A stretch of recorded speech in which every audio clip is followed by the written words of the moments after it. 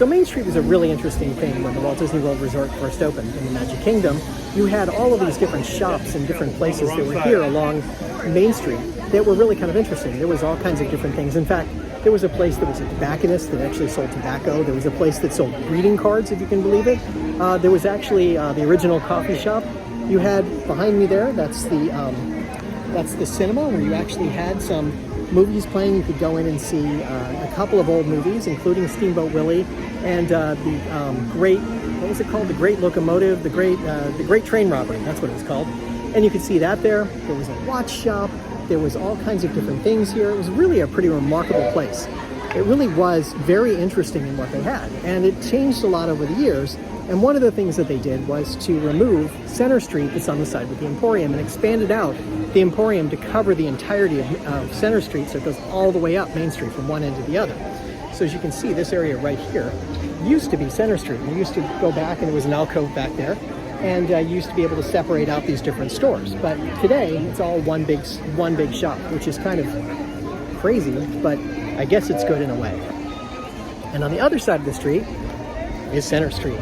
So you've got the ability to look through Center Street that still exists. So there is still part of Center Street here.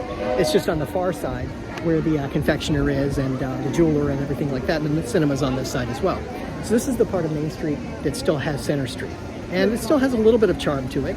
And there are a number of people who are recognized here along the buildings where you see different things, names up on the buildings. So let's go ahead and take a look the rest of the way up Main Street going this way. A couple of quick caveats about the windows on Main Street. These have been there since 1971. Sometimes they're down for repairs. They're otherwise obscured. Sometimes they've moved or otherwise changed. It does happen. And when I'm giving you an overview of who the person is, sometimes I can't find the biography of that person. So just bear with me. By the way, on the corner, there's an homage to the Carousel of Progress. Mother, I was reading about a fellow named Tom Edison who's working on an idea for snap-on electric lights.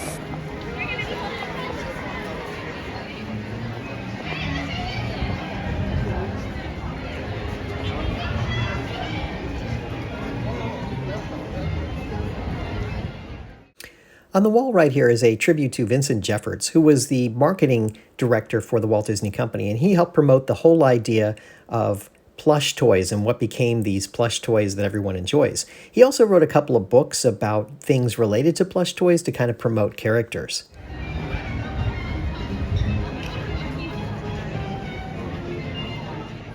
Next up is a tribute to the Golden State Graphic Arts Studio, a group of artists who created all of the attraction lithographs that you see around. These iconic lithographs and these attraction pictures, they were all created by these gentlemen. Next up is a tribute to Walt and Roy's father, Elias. You'll see him as the contractor, but the question I have is, established 1895, what does that mean? He was actually born in 1859, Roy was born in 1893, and Walt in 1901, so what is it?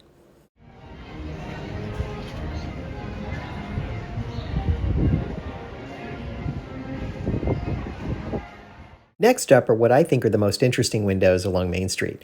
They relate to the purchase of land that Disney did in the Central Florida area. Roy Davis was the pseudonym that Roy Disney used when he visited, and Bob Price was the pseudonym that Bob Foster used when he visited, so kind of an interesting connection there. And yes, that's Bob Foster and Roy Disney there with General Joe Potter. So as far as pseudonym goes, you can take the characteristic of their names being used as different names, and of course, the names of the companies that were used in the purchases of the land. The last window is in honor of Nolan Browning. He's the person who introduced Roy Disney into how to best finance the entirety of all the purchases. There are so many windows in this alcove in Center Street that it's amazing. Here's one for the Center Street Academy of Fine Art, Painting and Sculpting. Remember that Walt really liked to have scale models of things, so these are the individuals who created the scale models of the Walt Disney World Resort. Colin created most of the sculptures for the hotels, the Tiki Room, and the Haunted Mansion, among other things. Blaine Gibson was responsible for sculpting all of the presidents so that they would have that lifelike feature in the Hall of Presidents. Herb Ryman, he had created the drawings and sketches of Disneyland and Walt Disney World. And of course, Mary Blair created the mural that's at the center of the Contemporary Hotel. Dorothea Redmond created the mosaic that you see in Cinderella's castle.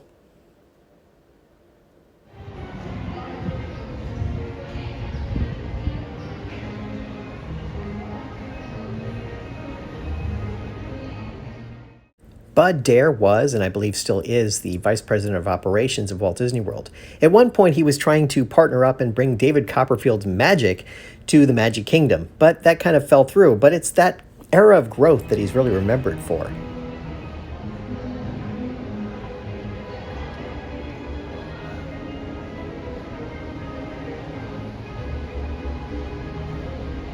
In the back, by where it says festival, there's 3 windows, and they're a little hard to see. You kind of have to move around a little bit to get to be able to see them all. On the left is a window for Pete Clark. He was the director of corporate relation. In the middle is a tribute to Jack Sayers. He was the vice president of operations, and he's the person who received the request from Anheuser-Busch to put a beer-themed exhibit in St. Louis. And finally, Norm Fagrell was the person who was responsible for managing the relationships with the lessees, including the balloon vendors and Erebus Brothers and so on.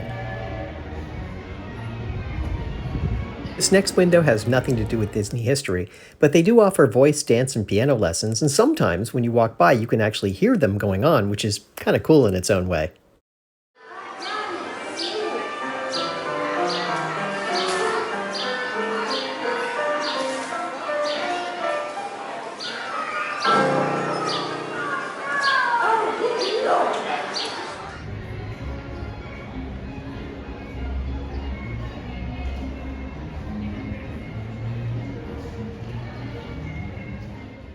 We next come to a trio of windows that are kind of interesting and relevant. The first has to do with a guy named Jack Olson. Jack was the director of merchandising at Disneyland before he came to Walt Disney World, and he ran the merchandising arm at Walt Disney World. So the reason that you see the shops filled with merchandise at the end of a ride is because of him.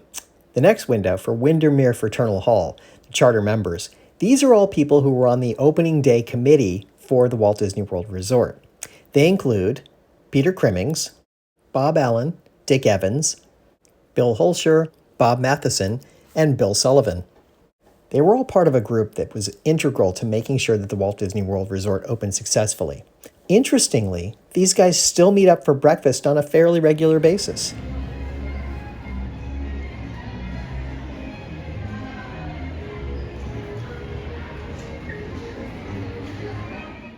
Scenic props and backgrounds. It's exactly what you think it is. Frank Millington, Chuck Fowler, Hank Danes, and Marshall Smelzer were all important to dressing the Magic Kingdom to make it look like it was immersive. Next to that is a window for Bonner Dyer, predictions and prestidigitation, a Florida institution since 1967. His role was managing the relationship between the construction companies and the Walt Disney Company to make sure that everything got done. They called him a magician. Here's a pair of windows that relate back to lawyers and bookkeepers. The first is the lawyers, the Fence brothers, attorneys at law, defense and offense. When you think about the lawyers that worked in the Walt Disney World Resort and had a lot to do with it, you think about guys like Neil McClure and Dick Morrow, who's shown here. And then, of course, you have Phil Smith, who was the first resident and employee at the Walt Disney World Resort. On the other side are the bookkeepers, the people who kept the money flowing, the double-check company, as in double-check your work, with a quote from Ben Franklin. You may notice that Mike Magnell appears here as well as on the other side of Main Street, and you'll notice that a few other people also appear more than once. That's because their contribution carried over much further. As we turn the corner and go back to Main Street, we come to another one of my favorite windows, the MT Lot Real Estate Investment Company, with Don Tatum as the president. Don, of course, was the president of the company at that point, and he was instrumental in helping procure the land, even though he wasn't personally involved. We also have a window for the various companies and the names of the companies that go along with the purchase of that land.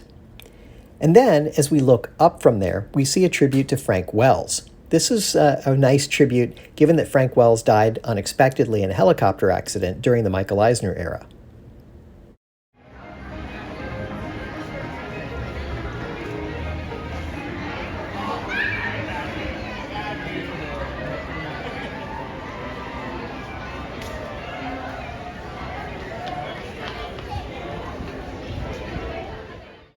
Evans & Associates Tree Surgeons, we grow them. This is a tribute to the two horticulturalists who were most responsible for Walt Disney World. You have Morgan Evans, who designed out most of the visuals you see when you look at trees and landscaping and things like that. And then Tony Virginia was responsible for maintaining it all and ensuring that the entire thing came together.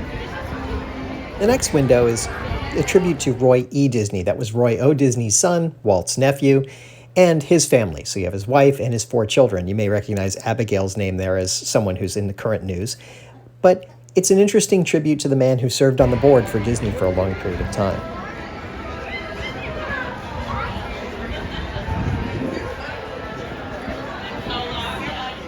The next set of windows is a trio of people who were really close to Walt Disney and had a lot of responsibility in what came to be the Walt Disney World Resort. First up is Dick Nunis. He really was known as Walt's apprentice for a long time and became the president of the park for a period of time. Ron Miller met Diane Disney while they were in college.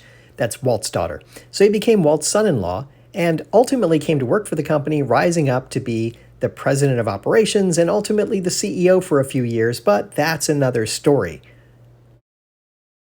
Orlando Ferrante came to the Walt Disney Company after having served in the Navy and having spent some time playing professional football. He rose up to become the president of Disney Engineering and worked with Admiral Fowler on the design and construction of the parks. And speaking of, where is Admiral Fowler's window?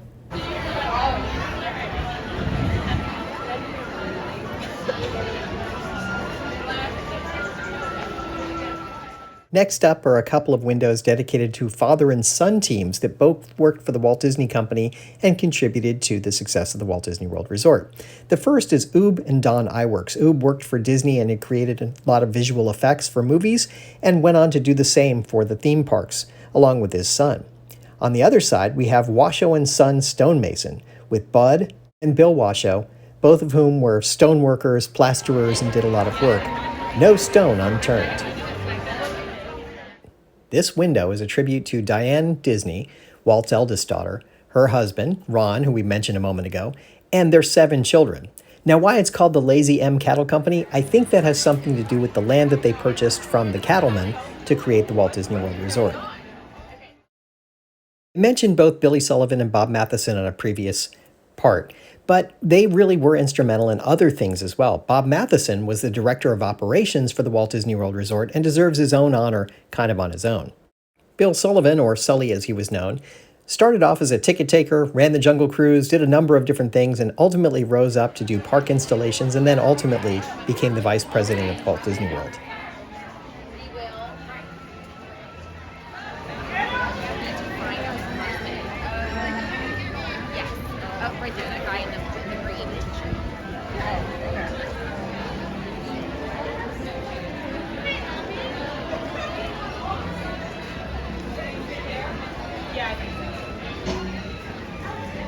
And as we turn the corner by the ice cream shop, we see Walt Disney's name. Walt, of course, was the mastermind behind all of this, so he has a special tribute there facing the castle.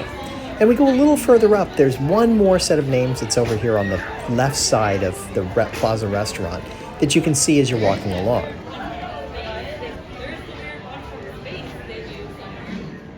Larry Slocum was in charge of everything related to food service at Walt Disney World, from hiring the chefs to making sure that everything came together, so you had a true culinary experience wherever you were within the park.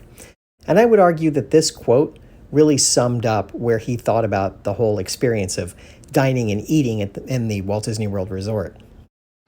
So as you get to the end of Main Street, you'll see that there's the ice cream shop that's here on the corner along with the Plaza restaurant. And above the ice cream shop is Walt Disney's name. Walt Disney, of course, being the person who was most responsible for the Walt Disney World Resort, his name is up there, very artfully put up, facing the castle directly. So it's a really important and delightful position for him because it's the right place to have him facing the castle. Now, they talk about the fact that he's the only person facing the castle in all of the history. He's the only person whose name faces the castle, and that's not exactly true. If you go a little bit further down, you'll see one other name that appears above the shop, the Plaza restaurant down there. And then on the other side, at Casey's Corner, you'll also see a couple of names that are up there that face the castle. So technically speaking, they face the castle, but you can make the case his is right on Main Street facing the castle, so I'll go along with that. But the principle is that those were reserved for people of honor, right? It was Walt Disney. They wanted to make sure he had the very special, prominent place right there at the entrance to give you something really kind of interesting. He's looking at the castle. He's looking at the partner statue, which is right up here. So it's important to kind of consider that historically, and the fact that Walt Disney was prominently displayed.